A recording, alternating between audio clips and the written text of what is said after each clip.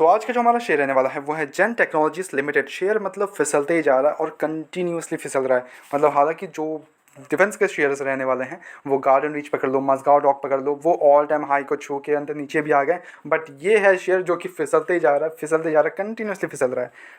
Share को देख ले तो 5 दिन की बात कर ले तो 5.68%, एक महीने में 9%, 6 महीने की बात कर ले तो 9.12% फिसल चुका है। वही अगर एक साल की बात कर ले तो एक साल में कंपनी ने -28% का रिटर्न बना के दिए, लिटरली -28%। और वही अगर हमें लॉन्ग टर्म परस्पेक्टिव से देख ले शेयर को तो कंपनी ने 1500% का रिटर्न भी बना के दिए। अगर आप 5 साल पहले इन्वेस्टर हो, 5 साल पहले से आप इन्वेस्ट कर रहे हो, देन आपके पास इसके अगर शेयर्स लेके बैठे हो तो आपके पास इसके 1500% का रिटर्न लेके बैठे हो, मतलब आप समझ रहे हो 1500%।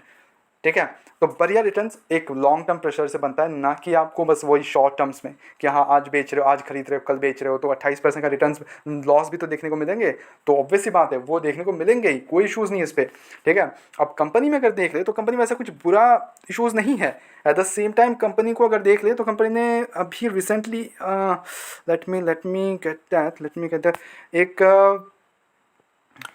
एक ऑर्डर भी मिला है कंपनी को रिसेंटली। ओके, देखो, aerospace and defence company Zen technology से secured a mega order from ministry of defence to supply advance anti drone systems, the company said on Friday October 10th।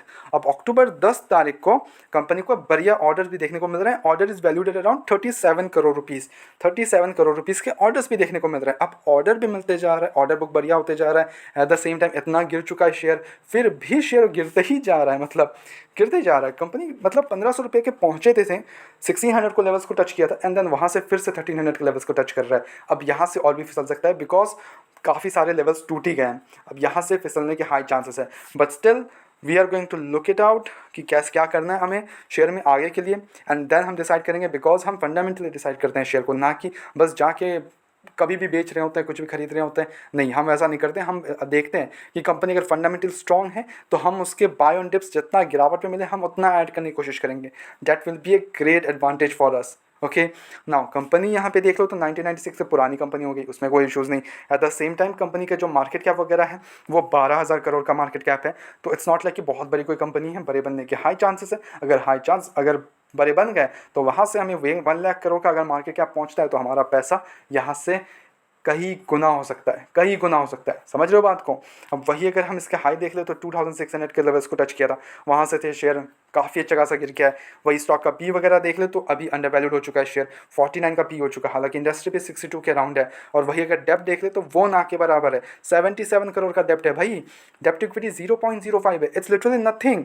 Okay ना, वही अगर हम प्रॉफिट ग्रोथ की बात करें तो 61% प्रॉफिट ग्रोथ है। ऑपरेटिंग मार्जिन 37% पे ऑपरेट कर रही है कंपनी। ओके, पीजी रेशियो 1 के अंदर, यानी कि 0.12, प्रिटी ग्रेट। वही क्वार्टर रिजल्ट अगर चेक कर लें तो ये थोड़ा कंसर्निंग फैक्टर है हमें। सेल्स में देख ले तो ये थोड़ा गिरा था जून क्वार्टर में, 255 करोड़ से गिर के 158 करोड़ हो गया था। ऑपरेटिंग प्रॉफिट गिर गया था 111 करोड़ से गिर के 64 करोड़ का देखने को मिल रहा था। ऑपरेटिंग मार्जिन थोड़ा सा गिर गया था शेयर का, 44% से गिर के 41%। और वही अगर हम नेट प्रॉफिट देख ले तो 79 करोड़ से गिर के 53 करोड़ का देखने को मिला। और अर्निंग पर शेयर 9.14 से गिर के 5.29 हो गया था। तो ये कंसर्निंग फैक्टर हुआ था जिसके कारण हमें यहाँ पे गिरावट देखने को मिला। बट आई होप कि नेक्स्ट रिजल्ट जो आएंगे वो बहुत बेहतरीन देखने को मिलेंगे, और वो जैसे ही बेहतरीन देखने को मिले शेयर 20% का अपर सर्किल लगा देता है एक एक दिन में। उस पर तो कोई डाउट नहीं है भाई, उसमें तो नो डाउट इन दिस भाई, शेयर रुकता ही नहीं है। मैं बता नहीं सकता आपको, अगर आपने इसके मूवमेंट्स पहले कभी देखे हैं, आपने इसको अगर ट्रैक कर रहे हो तो भाई एक एक दिन में 20% चढ़ जाता है शेयर। लाइक लिटरली कोई मामूली बात है इसके लिए 20% चढ़ना। एक एक दिन में 20% भाग जा रहा है शेयर, और गिरता भी तो ऐसे गिरता है। ठीक है, वही अगर इन्वेस्टर्स की बात कर लें तो यहाँ पे 49% प्रमोटर्स होल्डिंग है, 6% की एफ होल्डिंग है, डी की होल्डिंग यहाँ पे 8.75% है, और पब्लिक की होल्डिंग 35% है। और वही अगर अदर्स में बात करें तो 0.43%। तो यहाँ पे एफ और डी का ठीक ठाक स्टेक देखने को मिल रहा है, ऐसा नहीं कि बहुत पुअर स्टेक है। इट्स एवरेज अप्रॉक्स 12 to 13% का स्टेक है, pretty great, no doubt in this. ठीक है, और वही अगर हम शेयर की बात करें तो अब क्या करना चाहिए हमें शेयर में। Let's go to chart as well. हम चार्ट में भी समझते हैं कि यहाँ से हमें कितना और गिरावट देखने को मिल सकता है शेयर में। ओके, सी यहाँ पे आपको चीज़ें समझ में आएंगी। कोई डीएमए में बाहर में जाए, मतलब सारा तोड़ फोड़ के नीचे निकल चुका है शेयर, अभी तो फाइनली नेगेटिव स्टेज में पहुंच चुका है। तो कंपनी अभी फुल्ली नेगेटिव है, चार्ट तो भाई फुल्ली नेगेटिव है अभी, ठीक है। तो यहाँ पे जितना मिल सकता है हमें एक्यूमुलेशन पे जाना चाहिए, ना कि एक बट मैं बोलना चाहूँगा एक लॉन्ग टर्म परस्पेक्टिव से चलना शेयर में, ना कि शॉर्ट टर्म आज खरीद रहे हो कल बेच रहे हो, ये वाला चीज़ मत करना। बिकॉज अभी फुल्ली नेगेटिव शेयर भाई, यहाँ पे कंटिन्यूसली रेड कैंडल बन रहे हैं। अगर आप चेकआउट करोगे तो कंटिन्यूसली रेड कैंडल्स है।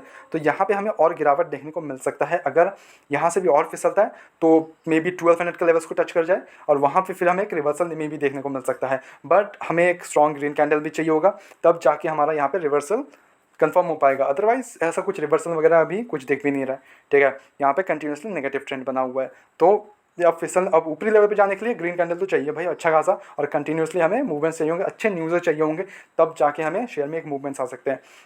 नाउ मैं स्टिल बोलूँगा शेयर लॉन्ग टर्म परस्पेक्टिव से ठीक लगता है, ना कि शॉर्ट टर्म परस्पेक्टिव से। तो शॉर्ट टर्म में I would not go with this, but मैं लॉन्ग टर्म परस्पेक्टिव से अगर देखूँ एक पोर्टफोलियो शेयर, हाँ एंटी ड्रोन्स डिफेंस सेक्टर से लेकर देखने जाऊँ ड्रोन वाला सिस्टम्स में, तो मैं इसको चूज़ करूँगा एंड देन चूज़ करके एक लॉन्ग टर्म परस्पेक्टिव से चलूँगा, एक लॉन्ग टर्म नजरिया रखूँगा शेयर में, ठीक है। जितना बायो टिप्स में जाऊँगा, जितना गिरावट में मिले मेरे लिए उतना अच्छा है, और गिरावट मिलता है मैं और जाने की कोशिश करूँगा। But still I will keep track the results, the depths, the peace and everything, मैं उसको ट्रैक करते रहूँगा। जैसे ही अगर मेरे को बहुत ज़्यादा कुछ ओवर वैल्यू देखने लगता है तो थोड़े बहुत प्रॉफिट्स लेके मैं निकल जाऊँगा, आराम से बैठूंगा, ठीक है ना। मेरी तरफ से इसमें कोई भी बाइंग रिकमेंडेशन बिल्कुल भी नहीं होता, मेरी वीडियोस में बिल्कुल भी नहीं है। तो please take it as a suggestion, अपने एजुकेशनल पर्पस के तौर पे देखो। Go ahead, do your own research as well and then make the investment. Blindly किसी भी विश्वास करके इन्वेस्टमेंट्स ना करें।